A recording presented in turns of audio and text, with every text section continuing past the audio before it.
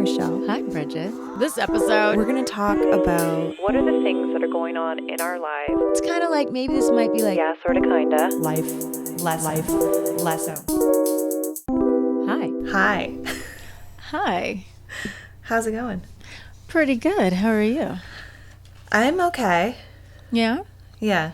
Yeah. I'm Marshelle. I'm Bridget. This is Yeah, Sorta, Kinda. And this Back is at you again. episode 16, 16. our 6th week in quarantine. Hello. Look at this. We're both wearing black and white. Didn't coordinate. Mm-mm. No Yeah. clue. I almost wore a top very, very reminiscent of that with the patterns, but decided to go with the doves and parrots. I'm not drinking coffee right now. I'm just sticking to the water. My sleep schedule is really off right now. I'm medicating my sick cat at all hours of the night. Oh, Yeah. What was that? the straw resettled into the glass, and it was very loud. Anyway, all hours of the night. And she's a little jumpy. Do we want to just jump right into this? Mm-hmm. I kind of want to just think so. jump right in, and then if we want to talk about other things, fine. Absolutely. But we got this email. I think we'll leave her anonymous. Yeah, I But, was going to say, let's do that. We got this email, and it's definitely right up our alley, and I say, how about I just read it, Yeah. and then we'll go from there. Okay. Absolutely. All right. So, hey guys, I've been listening to your podcast for a few weeks and really enjoying it. Thank you. Thank you. You guys talk about a lot of topics that I grapple with and question as well. I had a supernatural question for you all, but I wanted to give you some background on me so you have context for the question. I am a very empathetic and sensitive person. I'm very in tune with my emotions as well as others. When I meet someone, it's very easy for me to get a sense about them right away, and other people are drawn to me for advice. I started at a very low place in my life and have gone through a lot of issues where I was trying to help the wrong people or got involved in friendships or relationships with narcissistic people. I have worked on getting stronger and feel like I have reached a leveling up point in my life a couple of years ago. Anyways, to my question. I had a very horrific dream the other night that I've been trying to convince myself and chalk it up to coronavirus stress, but I listened to your podcast this morning and feel like it might be something else. In my dream, I was at a satanic cult ritual where someone was to be sacrificed.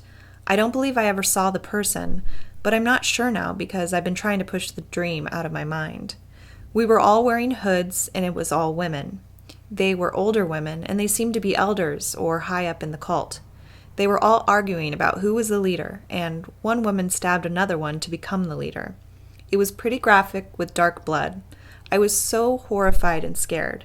Something came to me that these people were evil and I had to kill all of them. It's fuzzy on if I did that or not, but then I woke up.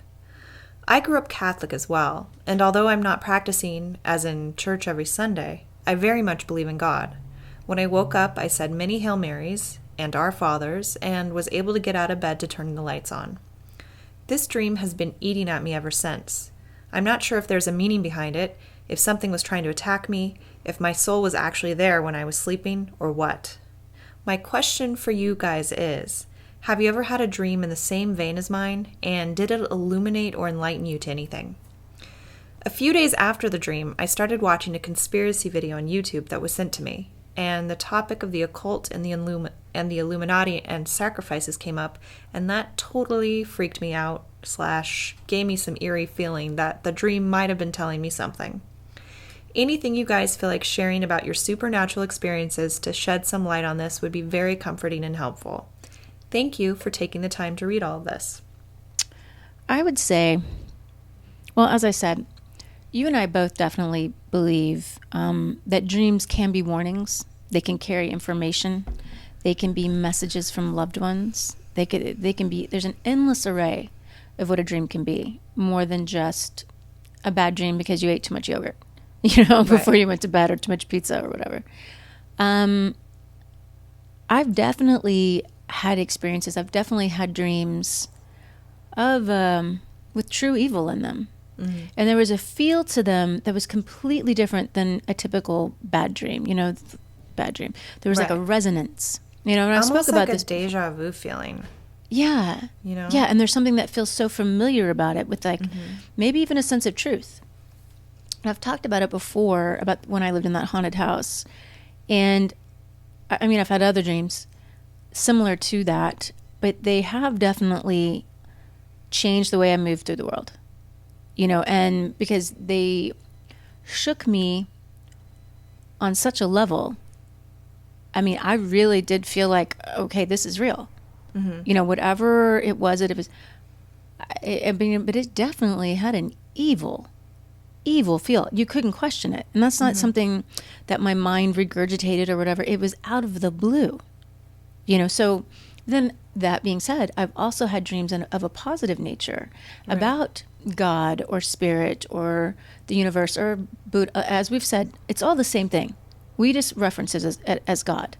But that definitely, those dreams definitely were magical and just, validated how I believed in the world, just as the evil dreams did, you know, and how I moved through the world. It was like, I don't know, it was amazing. So, and I know from personal experience, there really are cults out there. There really are satanic cults out there. They really are trying to take over. They're all over. I mean, I've met these people, wasn't looking for it. They knew things about me that no one could know. So when we're having dreams like that, I think we'll call her A, I think you're really tapping into something. I think that's what's so, why it feels so like destabilizing when we have experiences like that. Because even though we may be raised in, like she said Catholic. She was raised Catholic, so she's exposed to these ideas of like demons and angels and saints and God and the devil. So these aren't new concepts to her, but there's something about it, almost like the lifting of a veil, where it's being pushed right up front and center in her experience, and suddenly now she has to decide, am I going to incorporate this as a real thing that's happening? And accept that evil really exists and it's like showing up for me to look at, or am I going to look at it as more like, no, this is something I read about in the Bible. This is something not saying that A is doing any of those things, but it's just part of the experience of a paradigm shift is accepting that, wow, there's this whole other world. There's a whole other way of looking at the world. And once you see that, once you experience that, you can't turn back. You can't look back. Even if you try to ignore it, it is still going to be there, clawing away, like we say, nagging at you. And that was our whole point in wanting to, because, you know, you guys know by now, Bridget and I love this stuff. You know, we will talk about it forever, but we also believe in it because we've experienced these things individually, together, a myriad of ways. What's the takeaway for A then? I mean, other than just saying, yeah, we've had experiences, and that they've changed the way I look at the world and move through the world because of these experiences, both terrifying and beautiful. What's the takeaway for her? I mean, I think this could be a lot more than just random firings of your brain. And I think, because I think evil is real. So to me, it's like the lifting of a veil. That's what that experience was. Whether or not your soul was actually at a ritual or I don't know. I don't know any of that. But I would say put on your armor of light. I know that might sound kind of cheesy, but like move through the world surrounding yourself with love and light. And be awake. It's like you're waking up. Yeah. We're all waking up. Do we choose? Guys, this is really important. Do you choose to accept what you're perceiving? Right. You know, instead of writing it off as, oh, that's stupid. That's silly. That's make-believe. That couldn't possibly be. At the core of you, all the answers are there. So what is it triggering in you? What are you feeling? And can you sit in that and be like, okay, this is what I feel. This is what I'm experiencing. So hang on to that and then move through the world. And you'll lose friends. You'll lose people, but you didn't need them then to begin with. Or you don't need them anymore, shall we say. Yeah. But it's like I'd said, don't let it frighten you. Let it bolster you instead in love and in light and in the power of that, in God, in whatever you want to call it. When you're not alone. So call on the forces of good. Yeah. Because that's the thing. Realize you really aren't alone. Well, it's hard to tell someone, well, don't be afraid of that. I get it, because fear is something that comes up. It doesn't feel logical. It's a reaction that it feels like we're going on a ride with it, and it's taking us on a ride. So I understand how maybe to hear, oh, well, don't be afraid, it might feel like, I imagine like an angel coming down and be like, don't be afraid. It's fine. I'm like, what? That's terrifying. What are you talking about? Yeah. Do not be afraid. I know. I come with great news. He's like, stop trembling. Totally. But in the same vein of the other things we're talking about that are more like normal everyday human stuff of like guiding our thoughts, focus on the good that surrounds you.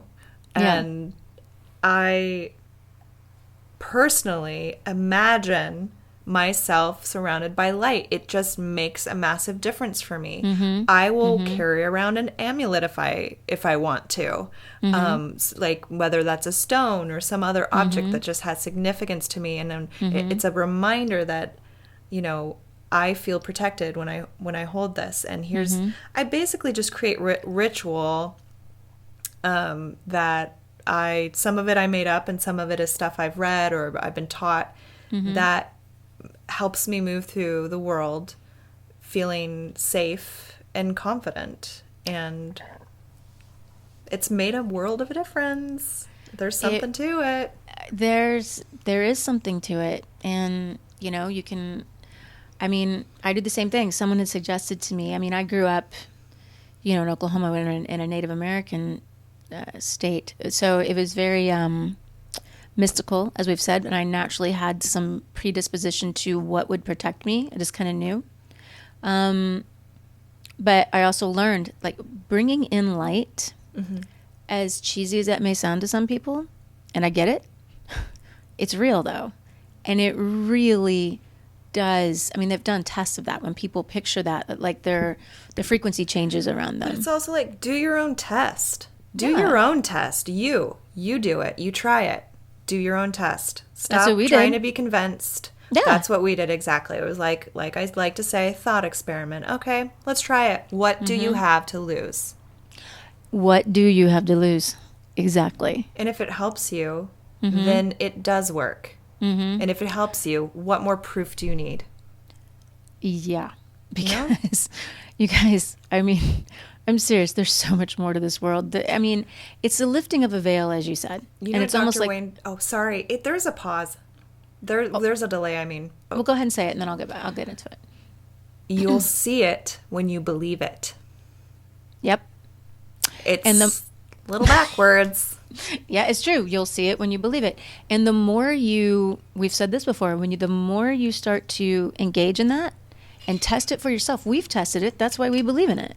Like, okay. You know, I mean, the more you start to do that, the more you'll be able to perceive it. The more these things will happen, and you just have to trust it, you know? The bringing in of light, though, and you fill yourself up with that, and you hold that, and then you can send it out and protect yourself. You can create, like, you can kind of go Star Wars with totally it. X-Men stuff, too. Yeah, totally. Like, send it out. You will feel it pushing things away if there's something there. I swear. But, you know, try it yourself. See what you think. Salt, honestly. True story. Salt really does keep away negative things, bad things. Burning sage. Burning Palo sage. Santo. Actually, I call them cedar traps. Cutting a little piece off of cedar from a cedar tree. Ask it, though, first. This is the very native part of me. You ask it for help. The tree. And you thank it. You know. We're asking. Sorry. We should clarify. Thank God for you. People will be like, what? What do I do? They're already like, what? I know. They're probably like, what? We might have lost a few. We sound, I don't care. But I don't care either. I'm we like, sound we're a little just, out there, but whatever. we're going to Tough. give you some tips. Deal with it. You cut off a little bit of a cedar tree, and then you put it in the four corners of your room, and it just sort of like, it's like a mousetrap for bad spirits. It's kind of like Ghostbusters, you know what I mean? It's like a spirit. I mean, it does. Or you put salt under your bed, or some people put crystals, certain types of crystals. So here's the thing. While you're experimenting, check in with how you feel. And if you feel better, go with that. That's a lot of the point. If you're saying you're feeling fear, wouldn't you like to feel more peace? So try some things and see if they give you more peace. And if they do, keep doing those things. Right. And I'm not trying to say get superstitious about it. Mm-hmm. But yeah, because you can go off the deep end with that too. Yeah. But creating ritual can be a really beautiful, intentional thing that you do for you to bring you peace. And it doesn't have to look like, I don't have to do the same thing Marshelle does, and she doesn't have to do what I do. We just have to find what works for us as individuals. And we'll just throw it out there if you want to know, like, you know, and it might work for you, it might not. It might be something else, or more than likely, it'll lead you down a path to find something that will work for you, because everyone's vibration is different. Everyone's, you know, cellular substance is different. You don't know what's going to ring with you. And if going on YouTube and going down an Illuminati cult rabbit hole is making you feel like shit, don't do it. Yeah. Spend your time and energy looking into something else.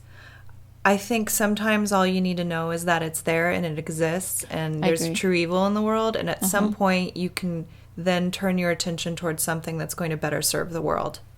I agree. Yeah. I have a friend who would rather not focus on any of that.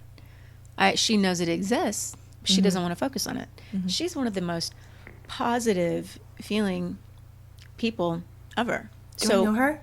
Yeah, Charisse. Oh. Yeah, Charisse. I met Charisse? I think you've met her. You've heard me talk about her a million times. I've heard you talk about her. A million. I've known her for like almost 20 years now.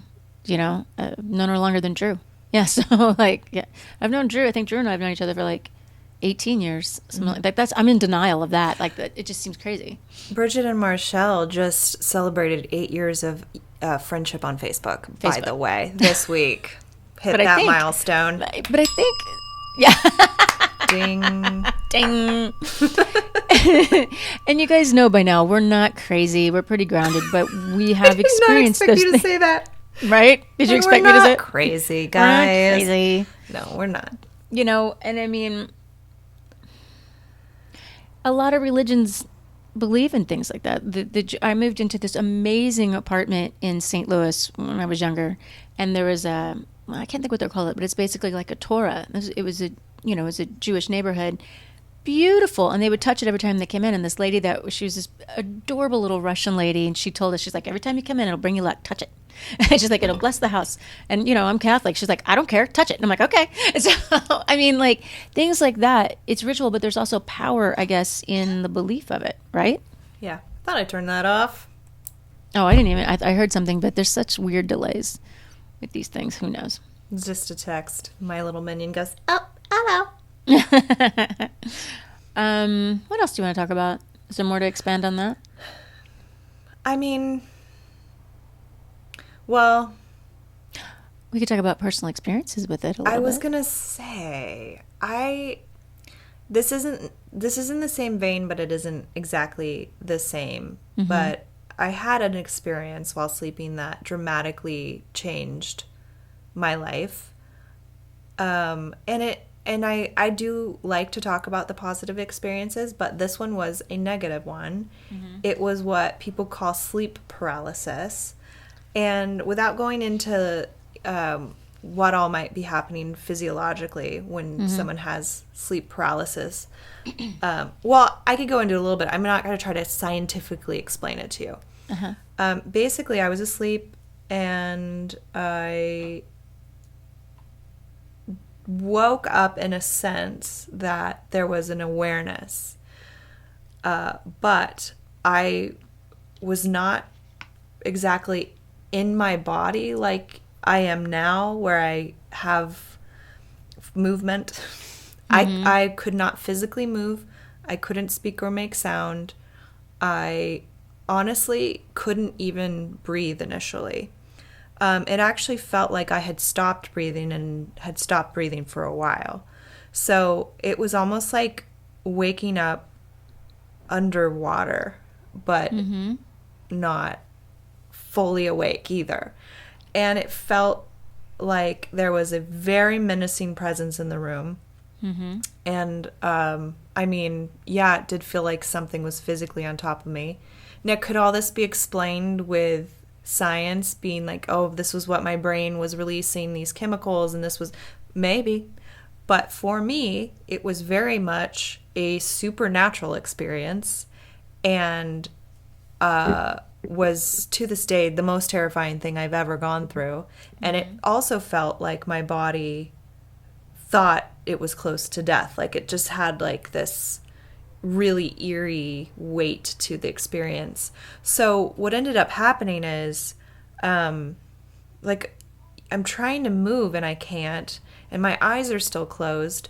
What was weird though is even though my eyes were closed, it was like I could actually see. Okay. And I've had that experience a few times where I wonder if anyone else can relate to that, where your eyes are closed but you can actually see the space you're in. Again, can't explain it, just something that's happened a few times. So I remember making a noise, like, but my mouth wouldn't even open for it to come out. And it was almost like I was hearing it from a dimension or two away. So that's when I knew, oh, I'm not fully awake. And then I woke the rest of the way, in that I then became like reincorporated into my body, and I could then animate my body again.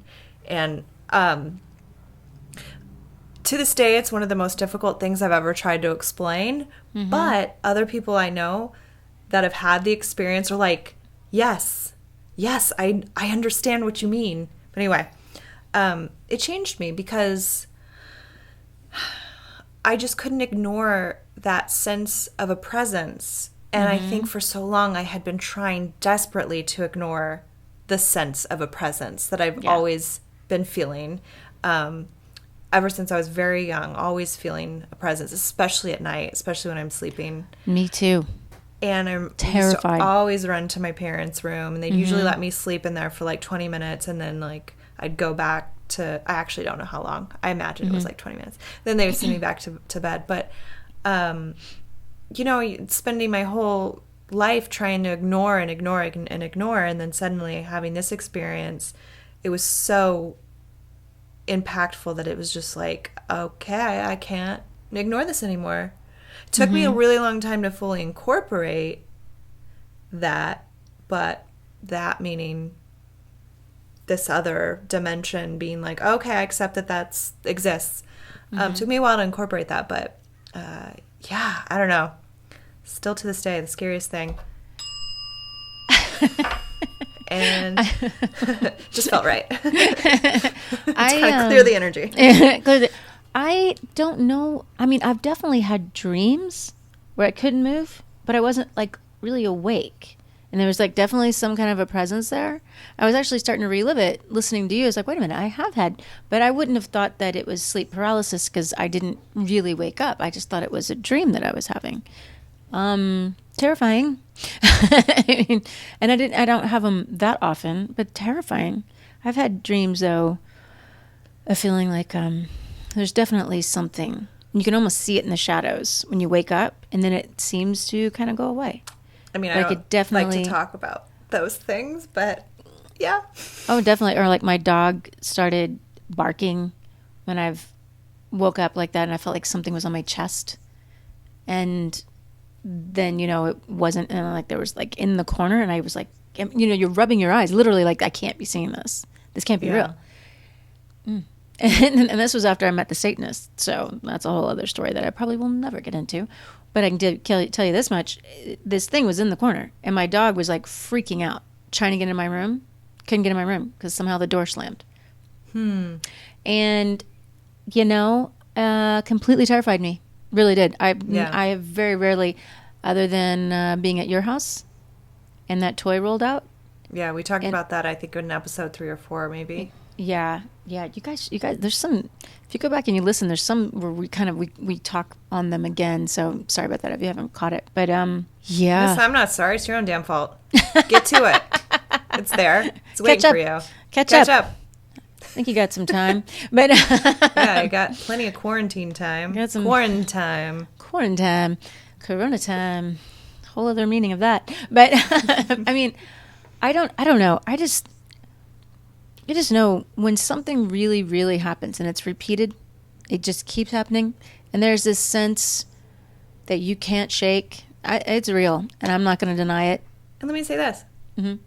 If the only reason you're not considering something to be possible is because you're afraid of it, that's not enough. That's not a good enough reason. That's not a good enough excuse. Because fear could cripple you from not only having an understanding of the things that we're talking about, like multidimensional stuff, it could also cripple you from doing something that you would be amazingly good at. Like fear can keep you from amazing things.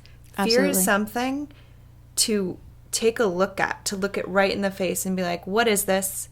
It's something you can develop a relationship with. Marshelle and I talk a lot about this in the context of acting, because in acting you are constantly, and I mean this in a psychological term, like coming up against your own ego. In that I emphasize the psychological because I don't want you to think I'm like, oh, ego, like, because a lot of actors do have massive egos, but I mean it like from a fear standpoint of the things that we want to hide, the vulnerabilities, the fears that have come up because of experiences growing up as a child that, you know, we're afraid that we're going to be like banished from society. Like this you don't want to expose those parts of yourself. You don't want to allow yourself to be vulnerable. And yet you do. You do want to expose your, as an artist, but as a person too, you want to take a look at those fears head on and question why they're there and what they may be keeping you from. Yeah.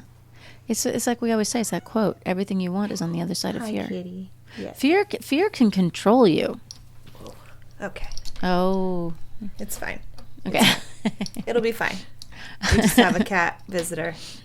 Nope. And that was and he's gone. All right. But fear can control you.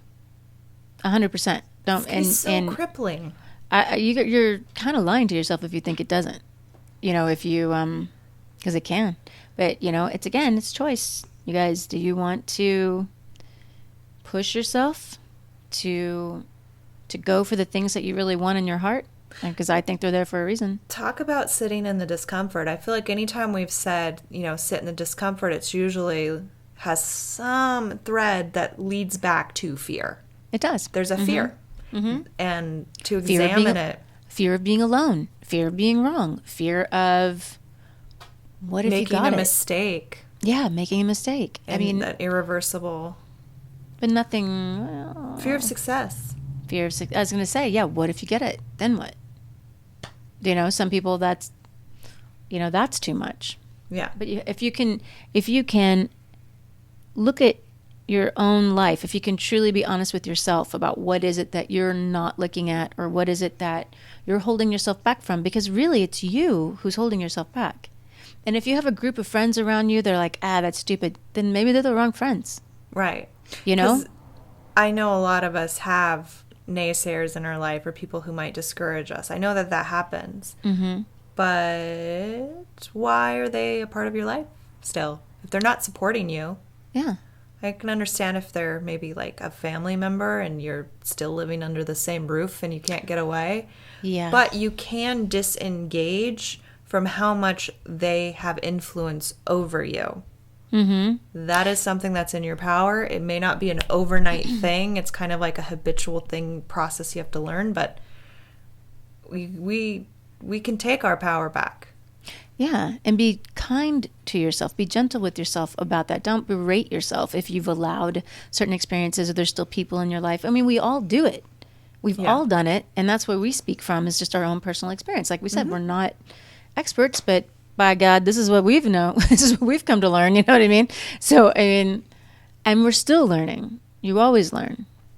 But I mean, God, I hope you do. Like, learn. Hope you learn from your mistakes. Not you, and not personally, Marshelle. I'm just saying, because I feel like it's kind of something that's also somewhat earned with intention, the intention to learn and grow. I think sometimes growth can be a little bit of a byproduct, but at its best, it's because you're growing with intention. You're really looking and examining an experience so that you don't repeat it and that you do better. And it's like I said last week in the last episode, and then once you get that, once you find that, how do you maintain that? You know, instead of falling back into that pattern, into that habit of a more, you know, of hanging out with certain groups of people, for instance, or, you know, so you just have to sit in that discomfort, like we say, and just... I think, yeah, you have to get at the root of it, because like maybe you keep hanging out with the same friends that aren't that great for you. Because of why? Why are we hanging? Because I'm lonely. Okay, what is loneliness? Why am I lonely? What is this feeling of loneliness? Look further at that. And that will probably lead you down a deeper path. And I think most threads lead back down to fear at the root of it. Yeah. It really is going to, it really is the root of a lot of stuff that cripples us. So that's the thing we can control. We can't control the circumstances around us, but we can control our reactions to them. You know, and of course you're going to get upset, and of course you're going to have like a moment, but then get back into sync with yourself. Like, okay, I mean, for the love of God, that's the part of the human experience. We're not trying to we want the variety of life. Yeah, right. It's the beauty of life. It really is. Like I know what I want to say, but the words aren't coming to me. But if everything was rainbows and sunshine all the time, how boring, without variety. You'd cease to really know how great it is. It's almost like the comparing and the contrasting is imperative. And why wouldn't we want that? It's almost how we learn. Like you almost have to. I know me, I'm very stubborn, but then okay, let's say you lose these friends, this group of friends, but you're vibrating at a different frequency after that. You know, you will then, laws of nature say, you will bring more like-minded people to you, more of the same vibration. And maybe that's a better group for you. And maybe it won't be a group. Maybe it's just one person. I tell my son this all the time. Like, you really only have one or two true friends. That you, maybe a handful, maybe some people, I mean, I have a handful of friends that I'm like, lifers with. But you will only have just a few. I mean, we come into high school and, you know, it's children, and we grow up in college and there's all these people and you go to work and blah, blah, blah. But really, do they have your back? Probably not. Or people that you thought were your friends. I've been stabbed in the back by people I thought were my true friend. I can't even go there. I mean, I can't even, it's astounding to me. Since, you know, high school, I'm always very pure and real with people, and I can't speak. I have a lisp, but people don't always love you the way you love them, and it's a hard lesson to learn in life. Sorry, bumped something. Agreed.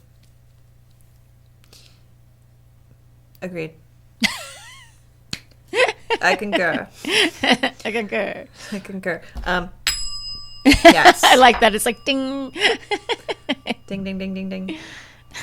I feel like everything in me, I had something I was going to say, and then all of a sudden this calm came over me and everything went quiet, which to me feels like it's because we've said a lot. We've covered a lot of ground. I know the past few ones we've just like boom, gotten right into it. They might be a little dense, I don't know, but I'm starting to talk about things.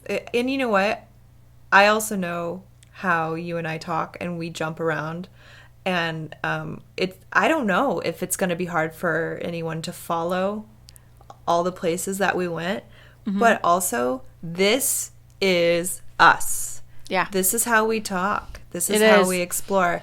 Like, we'll play around with other formats and everything. Like, this was the first time we had a really meaty, juicy email that we wanted to dive into on air, as they say. We'll do more of that in the future. And that was really fun to have something that, like, spurred on a topic. I'm a big fan of that.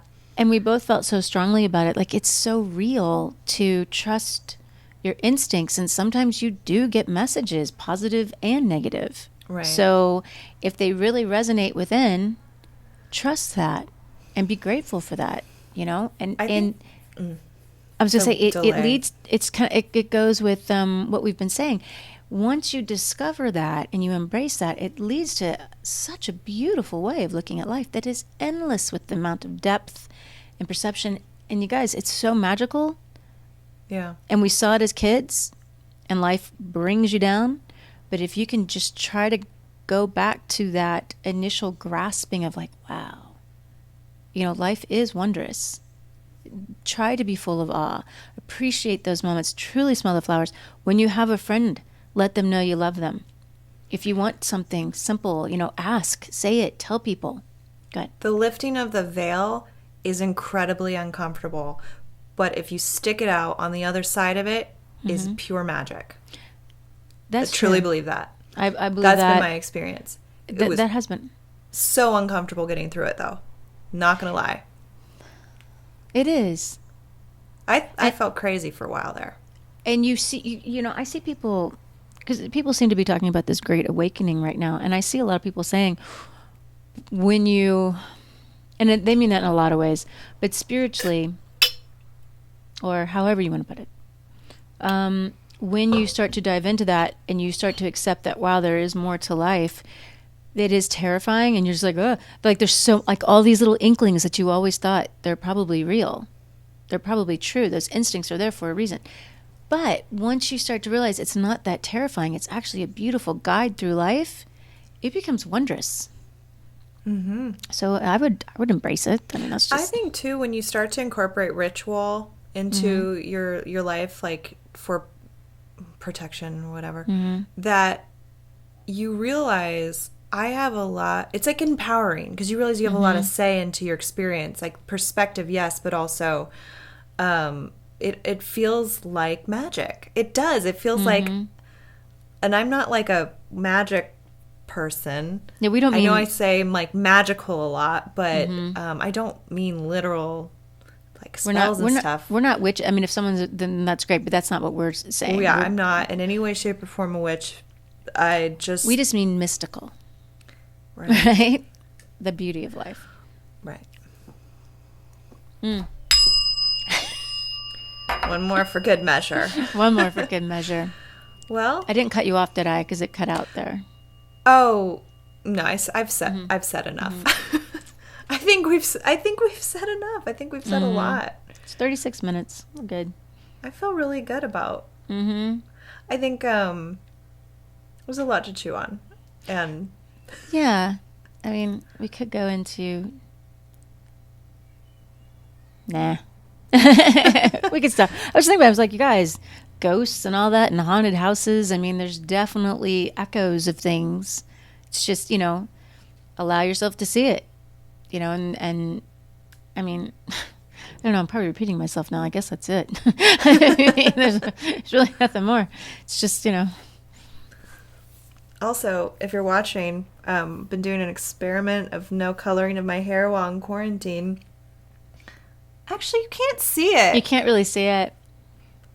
Never mind. You can see like a little streak, maybe. A little bit of white streaks, but it's nowhere near as noticeable as I thought. Maybe because I just cleaned my hair? Is that what happens? I was like, because you bathed, I think. And again, this is the first time to wear makeup for me. Well, you did I had an audition, so I did put on makeup. Was that yesterday? I've got one. Yeah, it was yesterday for you. I'm going to do one when we get off today. Blur. Anyway, guys, thanks for tuning in.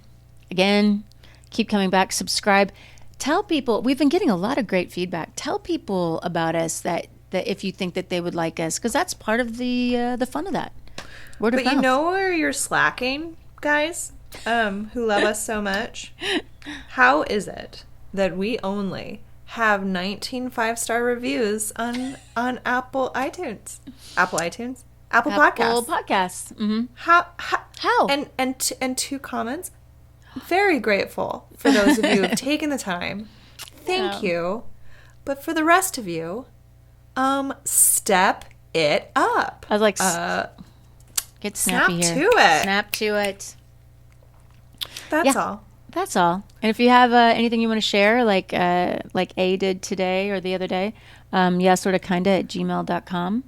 We've certainly been getting other emails. Uh-huh. Just a lot of them that aren't, I don't want to say, they're just not appropriate to share in this format. They're more like for us to take in, but they're not for like the consumption of the masses. But thank you. We appreciate them. Thank you. We appreciate Thank you for them getting greatly. us. And Yes. I guess that's it. So we'll see you guys next Wednesday. Yes, we will.